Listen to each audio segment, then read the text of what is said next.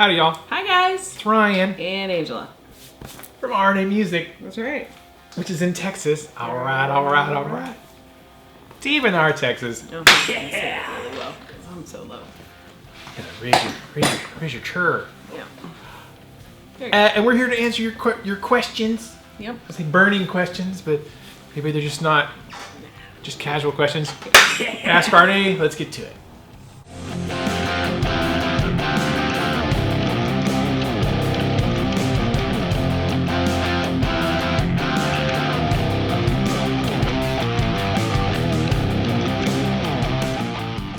All right, y'all, welcome back. As we said, it's Ryan. And Angela. And we're here to answer your questions. We have a little mom and pop music lesson studio and guitar shop and stuff deep in our Texas. And at least once a week, we answer questions from viewers around the world. Mm-hmm.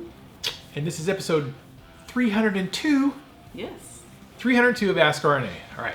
So if you're new here, subscribe, hit the bell. You get notified of all our videos. If you're one of our long-timers, not old-timers, long-timers, guys, if y'all thumbs up down there and get your comment and fingers ready to go for the algorithm and all that stuff. Links in the description for some swaggity swag. Let's get to the questions. Anyways, all right, first question, Mr. LD, hashtag Rick and Pat. When you finally release your single, can y'all make a video of Angela's reaction to it? The infamous Angela Reacts videos. Yeah, those are fun. No one really truly wants me to react. I don't know. Yeah, I don't know. I kind of enjoy it, but Yeah. I was talking about last week about me working on a single of my music, not just me and the Bitter Bass Man's music, but my own music that I'm working on writing on. Description down below. You can go follow the journey of me releasing that. We could do that, but I have a feeling by the time it's done, I'll already know all about it. you'll be well acquainted. That's the thing. Yeah, she's already gonna have heard it. She's already heard the music a million times. Right. And she's even helping me when I'm sitting at home with the acoustic. I'm writing like a vocal melody. I'm like, hey, honey, here's my idea for a vocal melody. Does this make sense? Right. As a singer. Right. As a vocalist, you know, which is. The thought process is different for different instruments. Piano players think one way, guitar players think another way, drummers think one way. Vocalists think differently, you know, and what makes sense to you as a guitar player as a melody may not make sense when you're trying to sing lyrics over that. So she's already deep into the recording process, composition process. But we can make one. That's, you know, why not? Probably will. Thank you for the question, Mr. LD. Next question. Walking Dead 1369, hashtag Rick and Pat, hashtag beatboxing. LOL. Frivolous question, but what lineup would you guys pick for the new Xmen for the MCU? What lineup would you guys pick for the new X-Men for the MCU? Like, which lineup of X-Men? Yes, because they've introduced so many, but so many have died. And it's like, which one would be alive for it? Well, there's various incarnations of the X-Men. Yes, there are. That's true. Thoughts? I would like for it to be just like the X-Men cartoon. I mean, where you had Rogue and Jubilee and Storm and Jean Grey and like just the traditional Cyclops, Gambit. You know, you had all of those guys in there. You know how much I love some Gambit. Angela likes some Gambit. Who's your favorite X-Men? Gambit. Ah, Gambit. Not Wolverine? Yeah, I like Wolverine, of course. That's like a given. That's like asking who's your favorite DC character. It's like, well, of course it's Superman. Yeah. But Superman's like... You mean Batman? No. It's never been Batman. Like, ever. Like, I've never liked Batman. I like Batman even more as a kid. He just got on my nerves.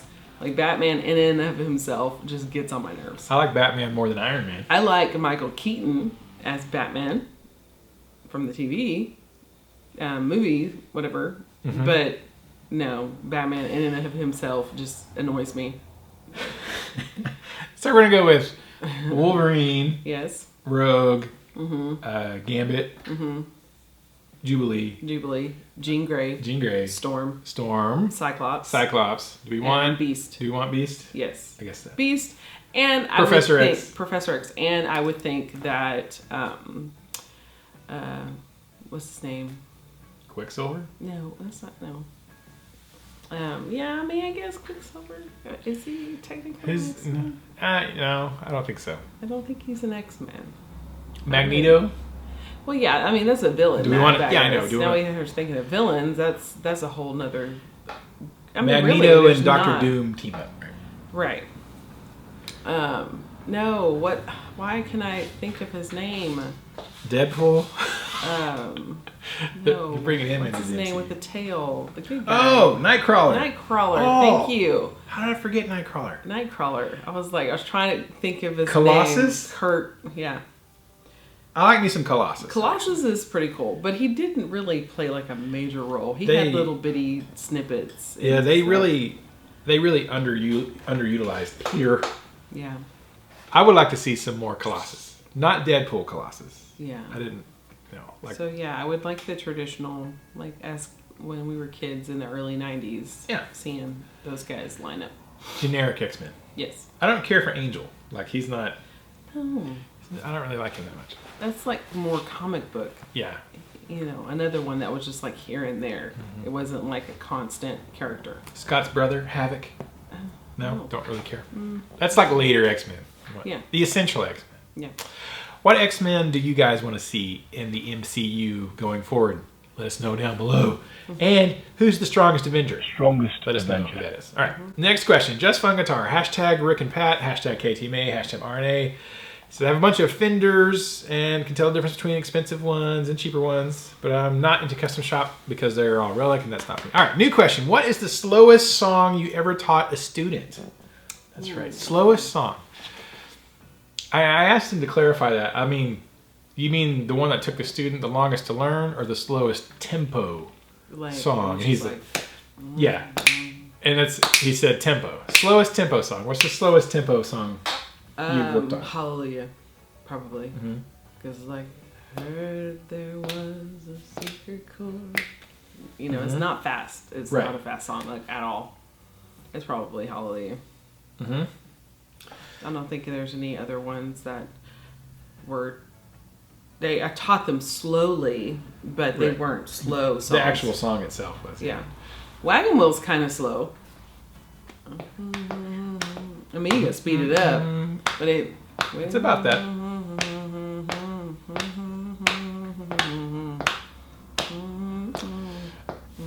Mine's actually going to be a toss-up, probably between Three Little Birds by Bob Marley. Yeah. It's the same. It's not very fast. Or, oh crap, what was the Metallica song? There was, I think it's the Unforgiven. Oh, yeah. Unforgiven is actually pretty slow. Mm-hmm. I think Hallelujah has them all beat. Probably. for my students. Yeah. Probably Unforgiven, or no, Wherever I May Roam. Those are pretty low tempo. Sad But True's not very fast, actually. Yeah, you want it to go yeah, it's not. It's actually pretty low tempo. It does. I always felt that at the very beginning. I feel are y'all going slow on purpose? No, it's supposed to be. This is annoying. I love the song. It's great. Heavy. Yes, exactly. It's meant to be more like a thunderous. It's supposed to be more like a thunderous type song, where it's an incoming thing. Yeah. So one of those. Mm-hmm. That's probably it. Yeah. Thanks for the question, that was a good selection. Chris. That was right off my head too. So yeah, those are probably the ones right off the top of your head. Anyways, all right. I was trying to think. Or wasn't there another one? I'm confusing my Metallica songs as far as which one I think. It's one of the songs off the Black Album. I'm pretty sure.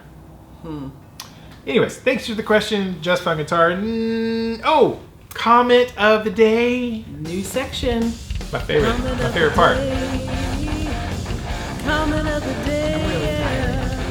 I'm really tired. All right, time for comment of the day time. It is Maria Cristina Gutierrez. # Pat and Rick. Just want to tell you both that my husband and I are fans of you two. We love your banter.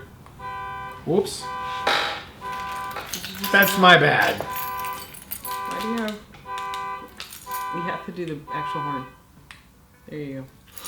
I don't know why I have keys in my pocket. I don't either. But I do. Yeah. Buford was honking at us.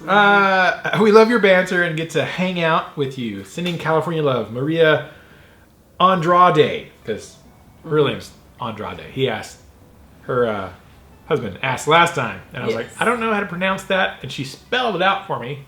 Thank you. Andrade. I like that. Thank you. That is you. So I can pronounce it.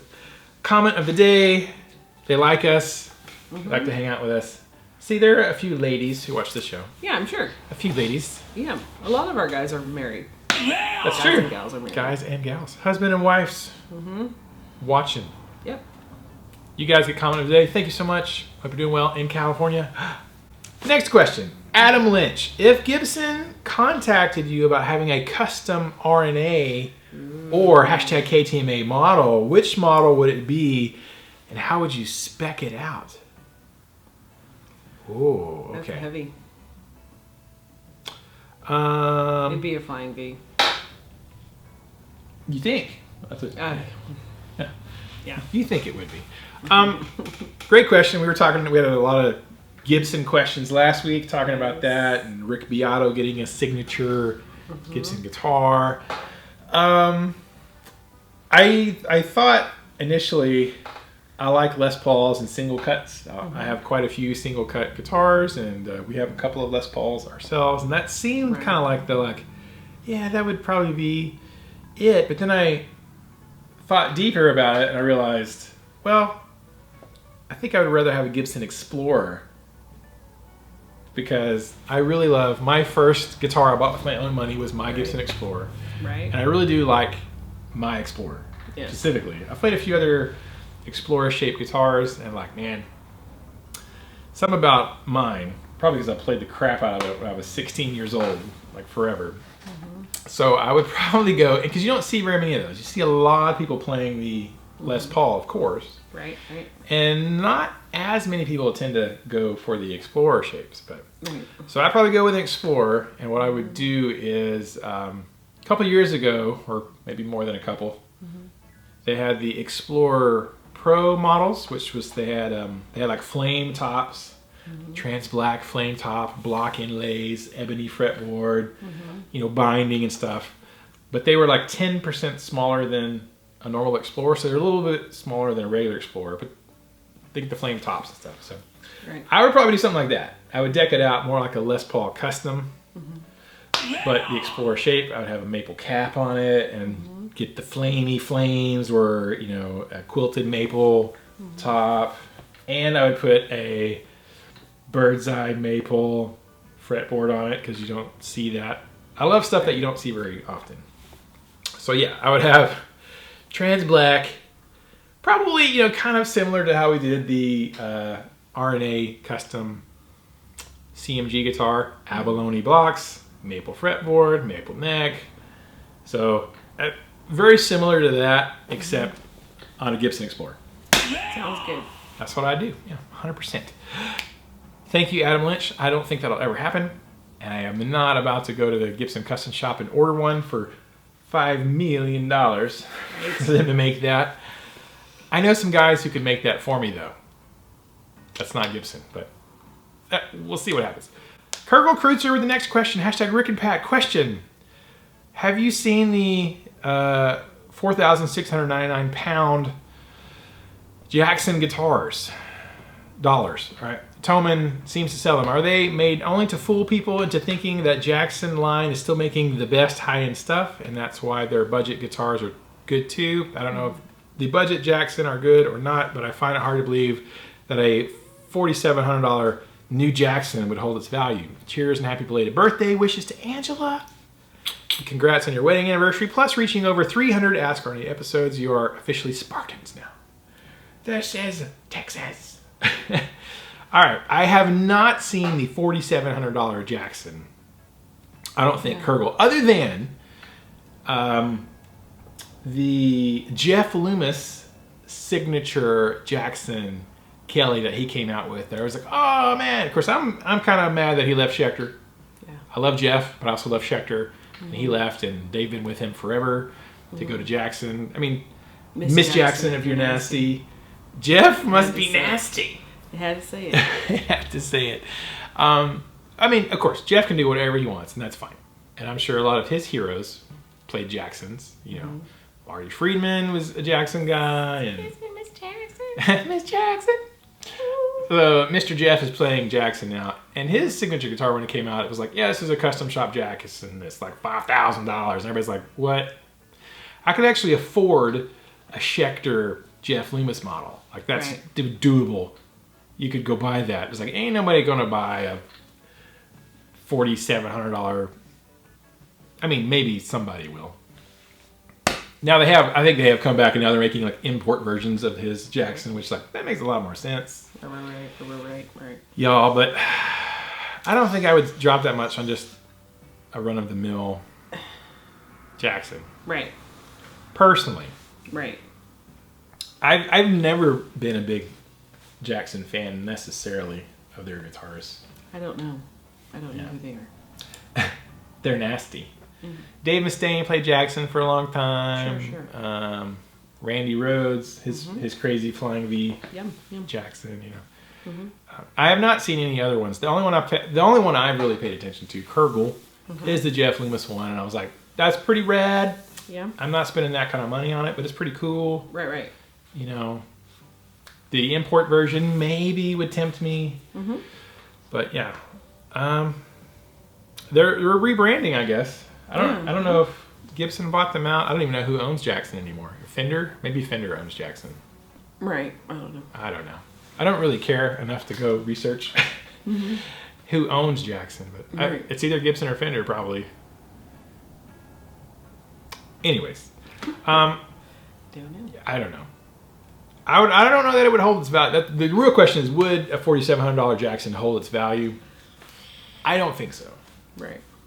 I don't think it would hold as much value as, say, you know, a Gibson or a PRS or something would. But yeah, that's all neither here nor there.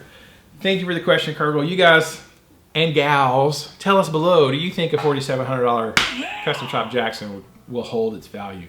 Do you guys like Jacksons? Or Miss Jackson. Or Miss Jackson? Are you nasty?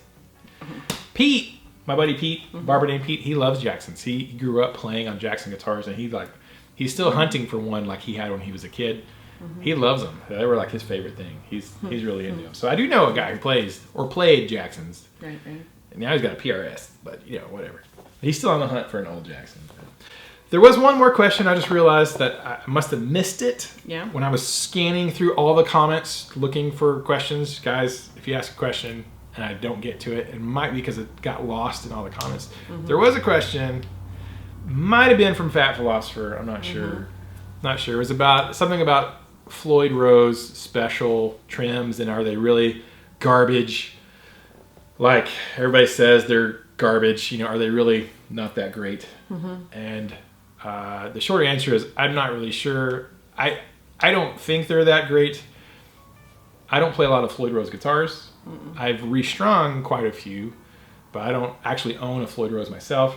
I do feel like the 1500, the Floyd Rose 1500 series, which is an import Floyd, I feel like is significantly better than the specials. Right. And the specials are not that great. Like the knife edges wear out really. The metal is just cheaper metal, so they tend to wear out and not stay as in tune, and things wear out quicker.